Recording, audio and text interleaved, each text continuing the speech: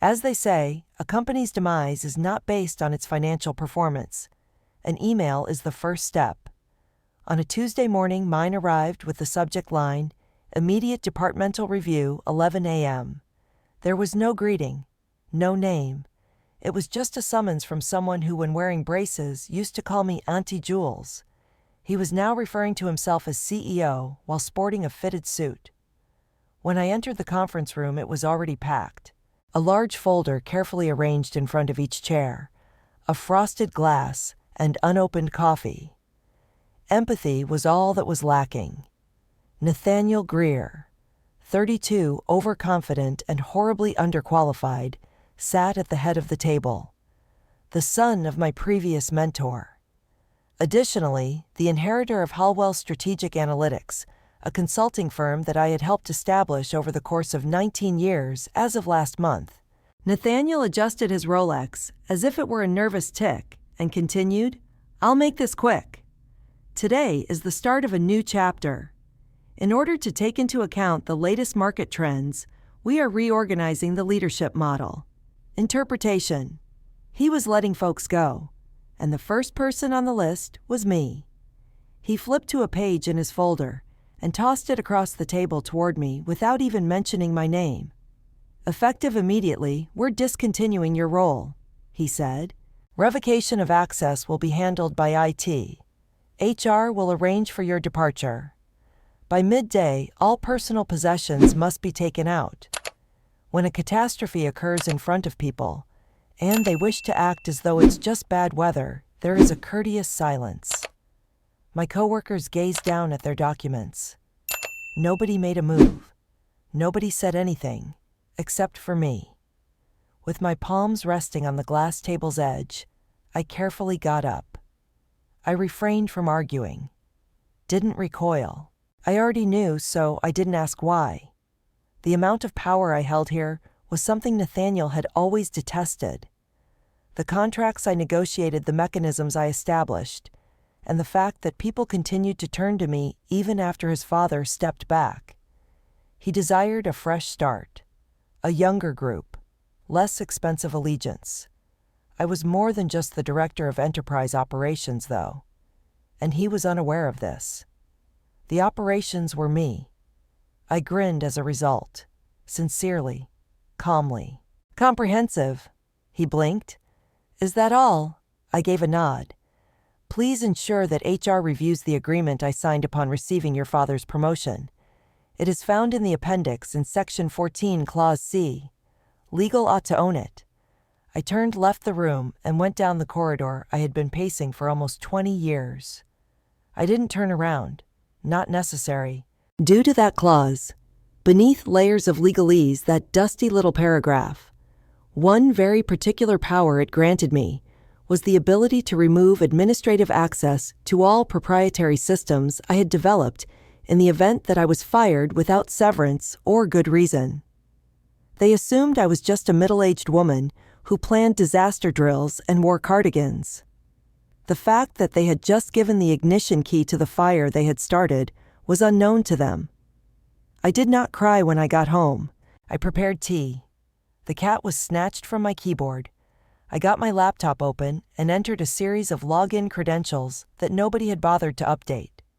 The Hallwell Systems dashboard then appeared, and I hovered over the Failsafe Lockdown Activate tab.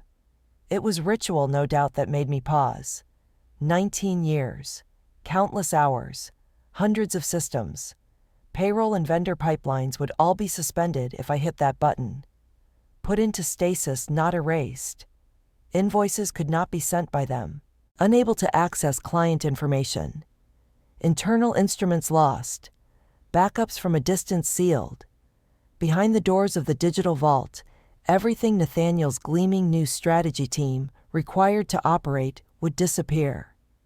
I made a click. The dashboard throbbed. After blinking once, a soft green confirmation turned a solid red. A system lockout is in place. 20 minutes are needed for a complete shutdown.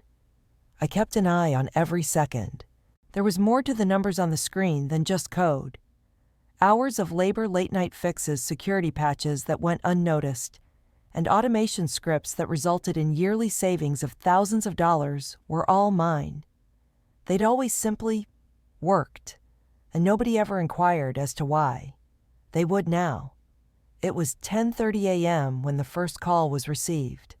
Unknown figure. I didn't respond. I received the following mail from Kayla in finance at 10:34. Jules, is there something wrong with the system? The invoice platform is unavailable to us. Next from IT. The network has shifted to the side.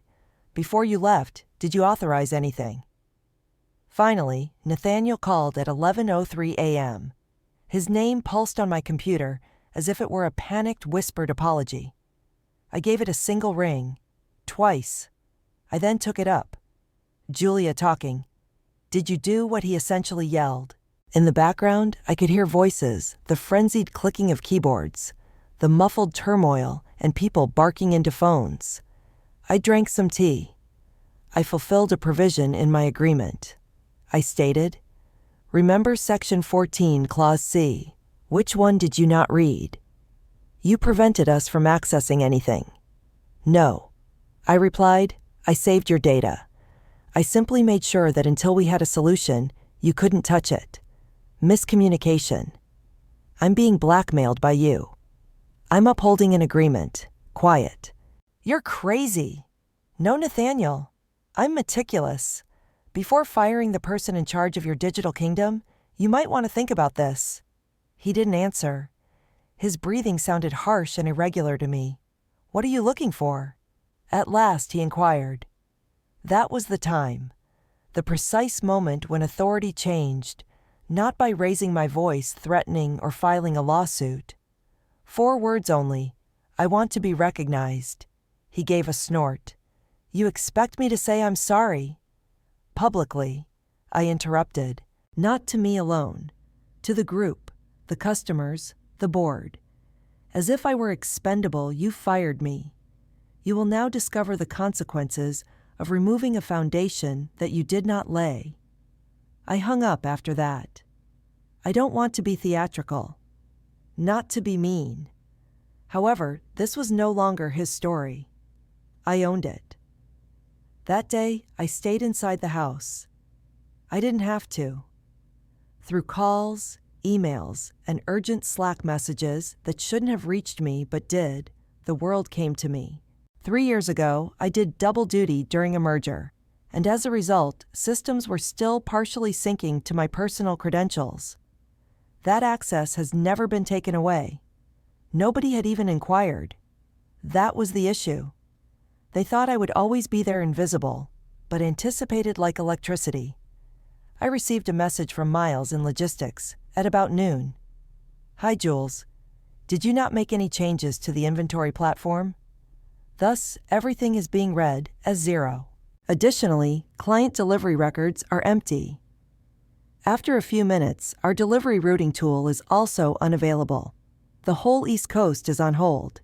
Can you help? I know you're not here anymore. I ran my fingers across the keyboard. I could have answered. May have made things more amicable. However, that wasn't the purpose. The idea was that they should no longer require my assistance. Nathaniel clarified that. I therefore didn't reply. Rather, I took an odd action. I did some laundry folding. Restoring a little order when the outer world seems to be falling apart has a certain almost sacred quality. Line after line, crease after crease, socks, towels, shirts. I cooked my own soup after I was done.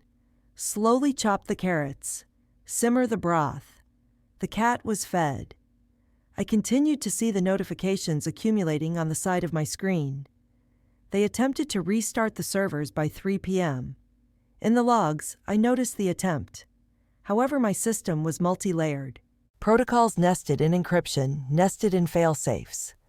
Replugging and unplugging would not solve the problem.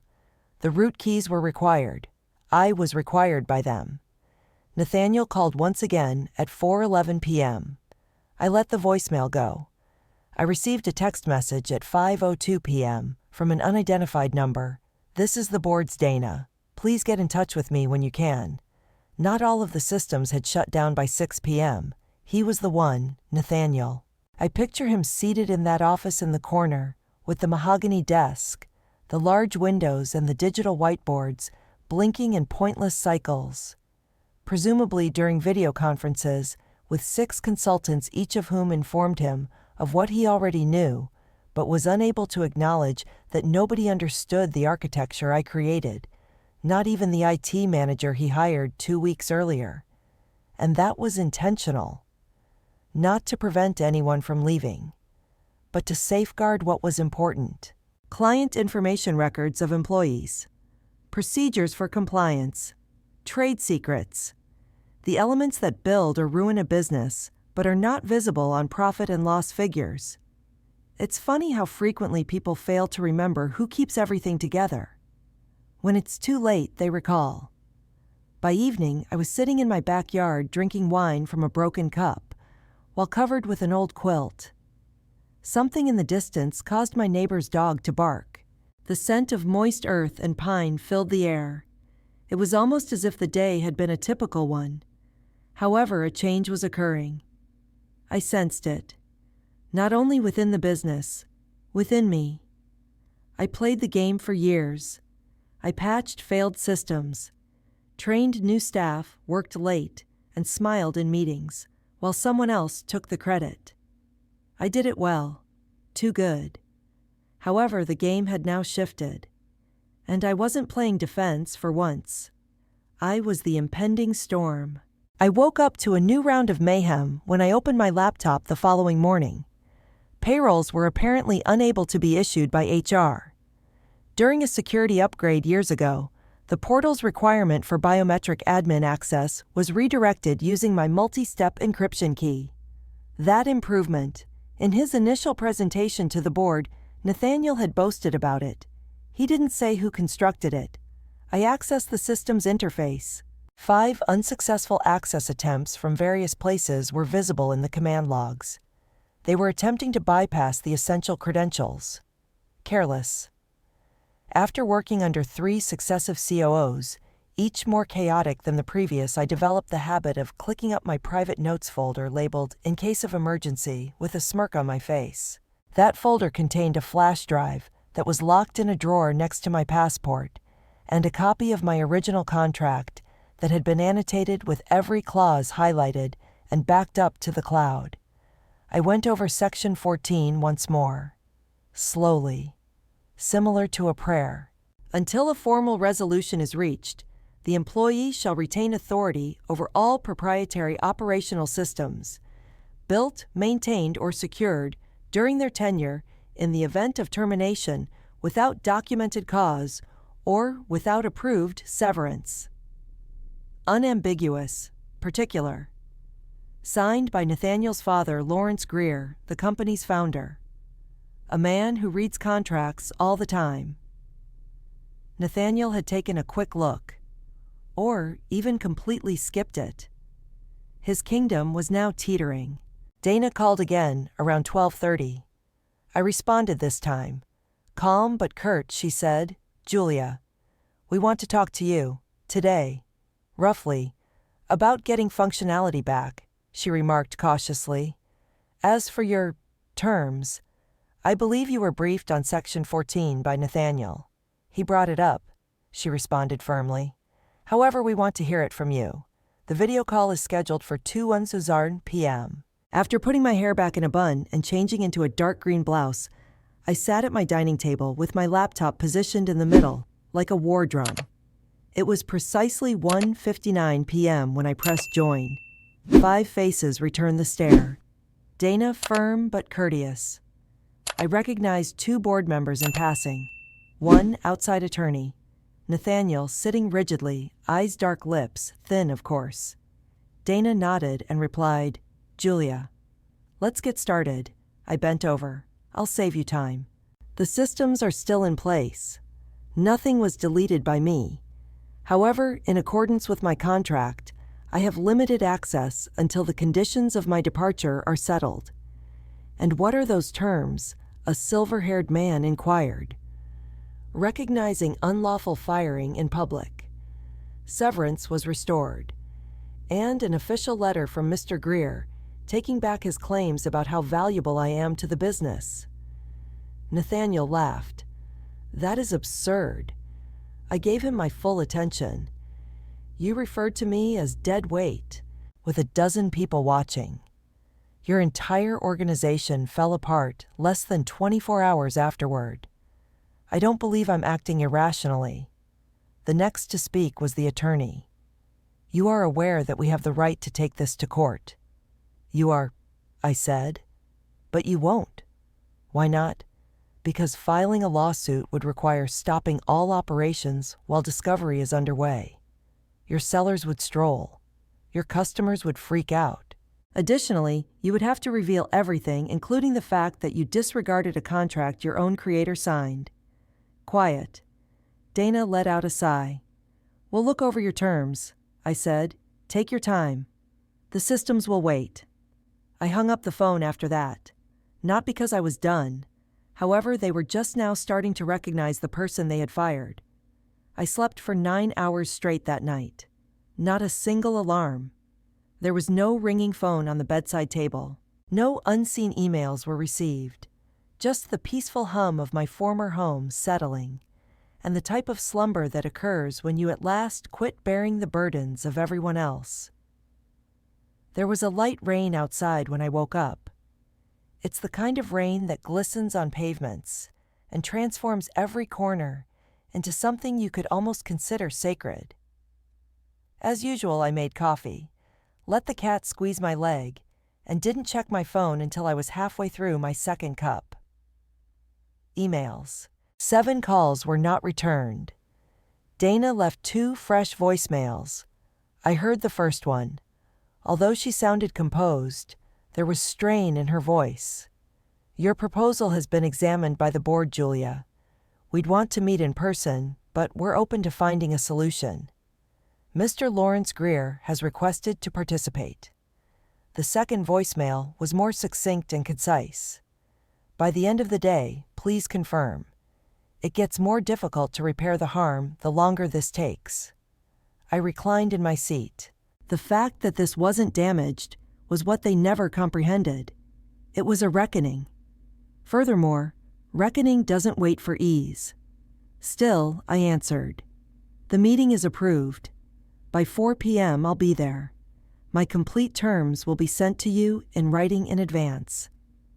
I resent the clause paperwork, which Lawrence himself had signed, annotated, and time-stamped. A courtroom was not what I wanted. I desired resolution. Perhaps even more uncommon in corporate America is accountability. I got there early. The downtown Hallwell building has the same appearance, clinical, emotionless, efficient, cold glass rising out of concrete. However, something had changed within. Individuals moved in different ways. Less noisy, more slowly. The air itself seemed to have thickened. A young woman at the front desk gazed up at me as if she had seen a ghost. Are you Ms. Reynolds? She blinked as she asked. I gave a nod. She got up. Upstairs, they're waiting for you. Mr. Greer Sr. was among them. It had been over a year since Lawrence Greer was last seen in this building. Not since he quietly slipped into semi-retirement and turned the reins over to Nathaniel. But now he was here. It indicated that he had not been shaken loose by anything. It was light in the boardroom, too intelligent. As I sat down, I noticed my reflection in the shiny table. Dana sat calmly across from me. Lawrence, who sat at the far end, had the same keen eyes that previously saw me work through the night to save a data breach at 2 a.m, but he looked older than I remembered, thinner, slower. With his mouth gritted and one knee bouncing beneath the table like a child awaiting punishment, Nathaniel sat next to him.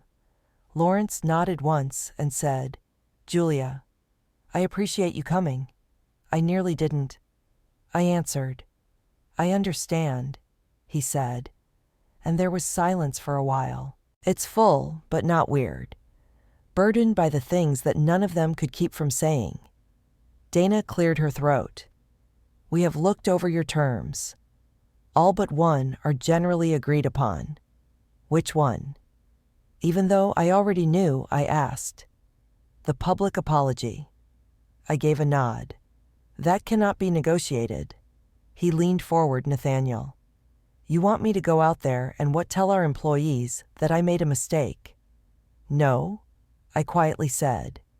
I want you to be honest, that you didn't read their contract before firing them, that the infrastructure I constructed was undervalued by you, that your empire fell apart in 48 hours after you called me dead weight. That isn't an admission. That's simply accurate. Lawrence shut his eyes. For a moment only. Then he slipped a folder across the table after opening it. It was a formal offer. Backdated full severance. A signed wrongful termination statement. A draft retraction email for stakeholders and employees. And one last sentence that tightened my chest. Julia Reynolds is formally invited to rejoin Hallwell in a senior leadership role directly answering to the board. I read it, slowly, twice. Then I raised my head. Regaining my job was not the goal of this. Dana gave a nod. We comprehend. However, the position comes with equity this time. Supervision. Command. What about Nathaniel? I inquired. Lawrence cleared his throat. He's going to take a step back. With instant effect. Nathaniel's face became somewhat paler. He parted his lips, then shut them again. In realization, not in failure. He was aware that it was over. And perhaps, just perhaps, he now realized why. I said, give me 24 hours. I'll answer then, they concurred. I went by the operations floor on my way out. Numerous eyes darted in my direction, some wide with recognition, some bewildered, some grinned. A few stood, and a young woman who I didn't know but who might have been in her mid-20s gave a silent nod. We've been watching it, stated with a nod. I failed to wave. Simply gave a nod in return. Because being noticed wasn't the topic of the following chapter. Choosing what I saw in myself was the key. I got home that evening and opened a drawer I hadn't opened in a long time. There was a leather-bound journal inside, the same type I used to write in when Hallwell was just getting started, and everything still felt fresh and unique. I came across a page from 11 years ago while flipping through. I'm told repeatedly that I'm too quiet to be a leader. However, they might simply be too noisy to hear. I gazed at that sentence, my own handwriting, and I grinned without resentment for the first time in a long time, because I had taken the lead.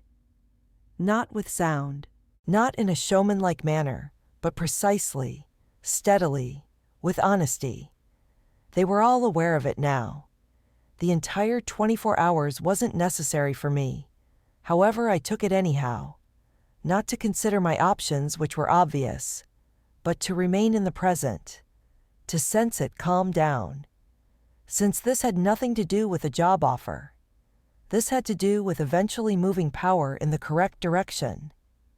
I went for a walk in the morning. Similar to the day I pressed the lockdown button, the sky was overcast once more. Like fingers stroking long-forgotten hair, the breeze gently rustled the trees. I went by the cafe on the corner where I used to go after working late. My name was still known by the barista.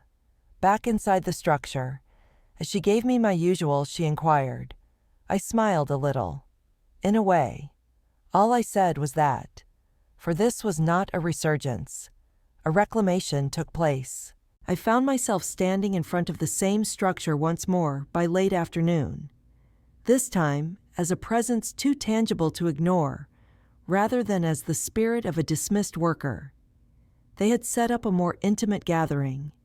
This time, no boardroom. The CEO's private suite, where I had once discreetly assisted behind the scenes, to ensure that the dashboards didn't crash, the lighting didn't flicker, and the reports arrived on time, was occupied by Dana, Lawrence, and Nathaniel. It was different today. When I entered, Nathaniel was not standing. Somehow he appeared smaller, in presence as well as stance. His eyes were ringing with a sort of fatigue that could not be remedied by sleep, and his shirt was crumpled. Lawrence pointed to the chair on the other side. "I would like to make a clear statement before we start," he remarked. "I was mistaken to believe that leadership could be inherited like furniture. You have to earn it. That's what you did. You were here each and every year, each system you created, each storm you controlled, and you accomplished it without once raising your voice." I took a while to reply. I simply nodded. I put my own folder on the table after that. "I would say no," I replied. Dana was shocked and looked up. "No," to return. "No, I won't run it," I explained. "But I'll get the systems back up and running, today, if one condition is met." They bided their time. "I have 3 desires. First, all of the engineers who worked with me, including the operations head analyst and junior developer, received promotions and permanent positions. Annual reviews that impede promotions are to end. No more keeping quiet about contributions." Dana began to talk. I softly held up a hand. "Second, I want Halwell's executive policy to include complete transparency. When you fire someone, you have to provide a documented cause and written explanation. No more purges in the back room." Slowly, Lawrence nodded. "Comprehensive. What about the third?" I gave Nathaniel my full attention. "You step down, not in silence. Don't sneak out a side door. It is yours." He parted his lips, then shut them again. I could see the gears working in his mind as he searched for a way to spin this a loophole or an angle. No one existed. Dana bent over. We all agreed Nathaniel. His voice was scratchy as he said, "I'll do it." I looked back at Lawrence. "I'll now unlock the systems." He got up. "Julia." However, I had already started to open my laptop. The well-known interface came to life. Every panel is awaiting the command that only I could deliver, and every access point is prepared. I took my time typing it. Neatly. 6 years ago, I wrote a piece of code for a scenario I hoped would never arise. Auth, token, validate, Reynolds, Hallwell 17, restore, all. The suite's lights flickered dimmed and then steadied. One by one, the company's systems came back up with a gentle tone. Payroll started up again. Communication resumed. Like blood flowing back into a long, numb limb, the hum of digital infrastructure was audible. Dana gazed at her computer. "Everything is back." I shut down the laptop. I replied, "I told you. I never intended to cause any damage. All I wanted was for you to know what it takes to keep it going." That night, Nathaniel resigned. No eloquent speech was made. It was only a brief antiseptic email sent to the entire organization admitting mistakes in judgment and the need for new leadership, but it was sufficient. Word got out more quickly than the shutdown did. The employees were aware. They had observed, and the true apology was that. Lawrence asked if I would reevaluate the leadership offer later that week. I gave him a name but reiterated my refusal. My former subordinate was Eliza Benton. Keep quiet. Wonderful. Disregarded. He gave a nod. She was appointed interim COO a week later. I remained for an additional month. Facilitated the transfer. Instructed the new group. Wrote the documentation that has never before been requested. And I wasn't depressed when I eventually tidied up my desk, which included file folders, old pens, and a tiny plant that had managed to survive every office transfer. Nothing but silence. Like when the ground remembers rain, and the air tastes crisper after a storm. Nathaniel was never seen by me again. Weeks later, however, my phone buzzed one morning with a message from a number I didn't know. "I understand that you most likely don't want to hear from me. I did, however, wish to state that I read the contract. Everything. I now see what I was missing. I apologize as well. For everything. No signature. He didn't require one." I gazed at the display. The message was then erased. Not because I was angry. Not retaliation. Since I didn't require his remorse. I was at peace. After the storm, what remains? It was 2 months later. I anticipated that it would feel like a chapter coming to an end. As if I had finished, dusted, and put a book on a shelf with the spine out. However, great finales don't bring healing. It arrives in silence, similar to how the morning light slowly spreads across the tile in your kitchen. Or how with breath rather than a bang, the pain in your chest starts to subside. I took my time filling the void Hallwell had left. I didn't jump right into a new corporate position, made no announcements on LinkedIn. I neglected to update my resume. Rather, I took back time. I finally got around to planting tomatoes in the backyard, something I had always wanted to do, but never had the room for. I didn't check my watch while taking long walks. I read books that I had purchased 10 years prior, but had put on the back shelf. And I penned 2 sentences on the first page of a blank notebook I had opened one evening right before sunset. What now? I was surprised by the promptness of the response. A young developer I had coached years prior called to establish it. She was creating a new platform, a tiny one that focused on mentoring marginalized voices in software and ethical tech practices. She did not want me to take the lead, simply direct it. She declared, "I don't need a boss. A North Star is what I need." I concurred. Then there was another message. Then a third. Those I had instructed. Individuals I had worked with. People I had assisted with late-night system problems and coffee breaks. They sought guidance. A board for recording. Someone who had survived the fire and emerged not just unharmed, but also untarnished. I thus began to meet with them, initially only on Thursdays, Tuesdays as well. After that, I hired a small studio across the street. Not very fancy. All we needed was a round wood table, clean walls, and natural light to sit at, develop code, discuss contracts, and exchange stories, things that no corporate manual ever taught. I dubbed it the Lattice, a network of roots, knowledge, and support. It wasn't a business. Not initially. It served as a haven, but gradually it increased. People began talking about us. Independent contractors, younger analysts, managers who are burned out and eager to start again on their own terms. We didn't promote. We didn't make a pitch. We didn't scale. We developed in depth, not in size. I received a letter in the mail one wet afternoon.